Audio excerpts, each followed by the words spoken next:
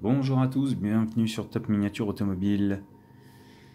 Petite voiture allemande qui a marqué le début de la production, qui a marqué le top départ de cette marque prestigieuse,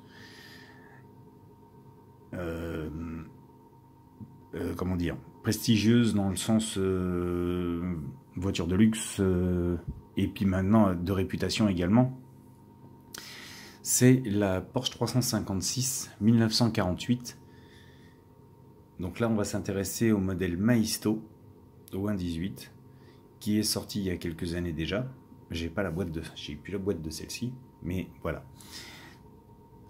Donc 1948 marque les débuts de la production de la Porsche 356 avec ce modèle. Donc on est sur un petit Spider 2 places, un petit cabriolet.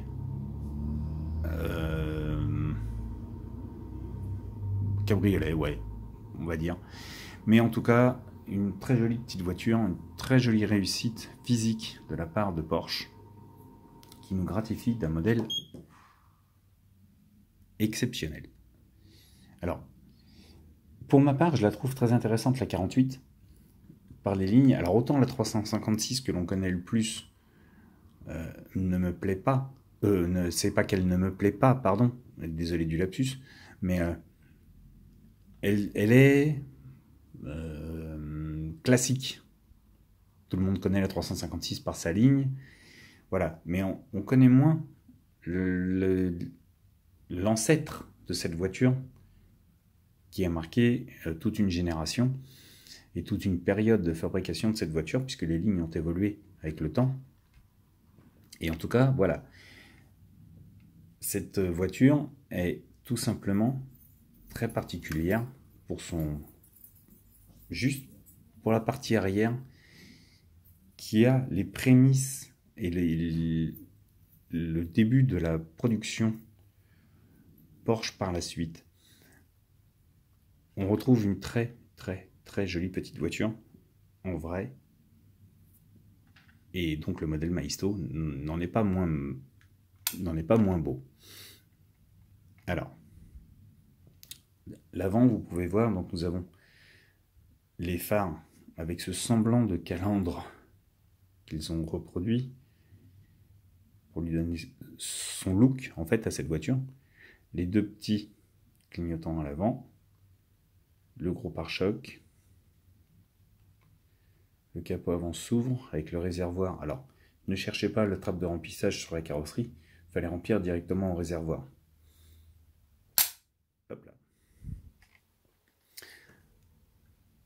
La ligne de la voiture est très jolie, très bien produite. Il n'y a rien à dire là-dessus.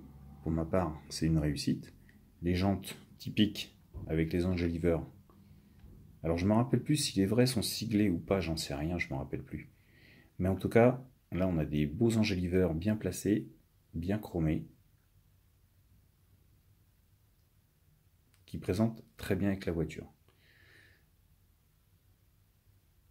La portière avec la poignée de porte intégrée, donner accès donc à la place passager, qui ferme avec une cordelette. Alors intérieur rouge sur gris, ça claque, je trouve ça très joli.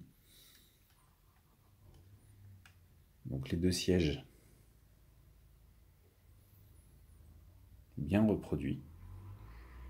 Le tableau de bord classique de cette voiture avec le volant 3 branches particulier est très beau également. Le rétroviseur sur le tableau de bord, les deux compteurs. Le petit pare-brise version saut de vent est splendide.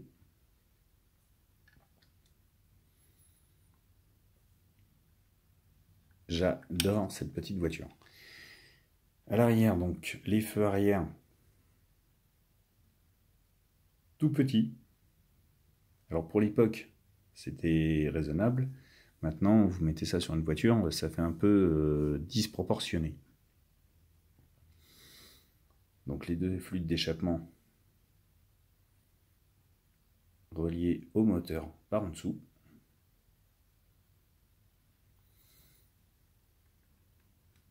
Alors, on va s'intéresser donc, hop, et là, ne cherchez pas le moteur, nous avons la roue de secours, sanglée, avec les jantes 5 trous, bien représentées, vraiment bien représentées. Alors, si on cherche le moteur sur cette voiture, il faut soulever cette petite partie.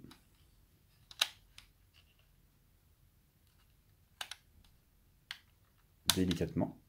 Voilà, petite partie métallique en métal. Pas en plastique, avec les deux petits crochets d'attache de chaque côté.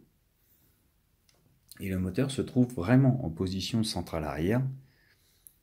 Donc le 4 cylindres sur base Volkswagen, avec les doubles carburateurs, la turbine, le filtre à air. Alors, très peu de détails puisqu'on a un petit compartiment et comme la roue de secours est présente, bah, ça cache un petit peu. Mais en dessous, on peut voir que le moteur ressort avec la boîte de vitesse. Après, ils ont inversé. Ils ont mis le moteur dans l'autre sens. Avec la boîte de vitesse toujours dans ce coin-là, mais le moteur se retrouve plus sur cette partie-là après.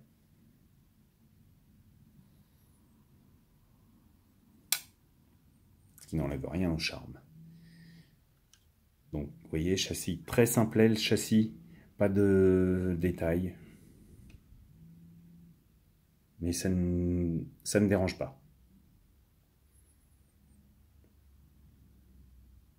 Petit châssis pour petite voiture, tout simplement.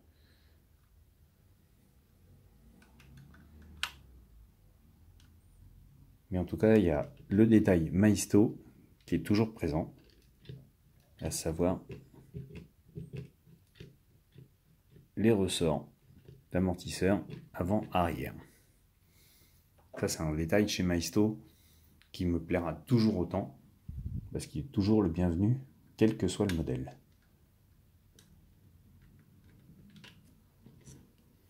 Alors, hop, très délicatement, hop, on va remettre. Ah oui, j'ai oublié. Voilà. Toujours, je sais pas pourquoi, mais il faut que je lève le capot pour remettre cette partie-là, alors qu'elles sont parfaitement indépendantes. Mais bon. C'est un petit modèle qu'on trouve très facilement, à pas très cher, comptez une trentaine d'euros, quarantaine d'euros. Si vous ne l'avez pas, je vous la conseille, parce que franchement, c'est une très jolie petite voiture. Donc, n'hésitez pas à vous la procurer. Et sur ce, je vais vous laisser.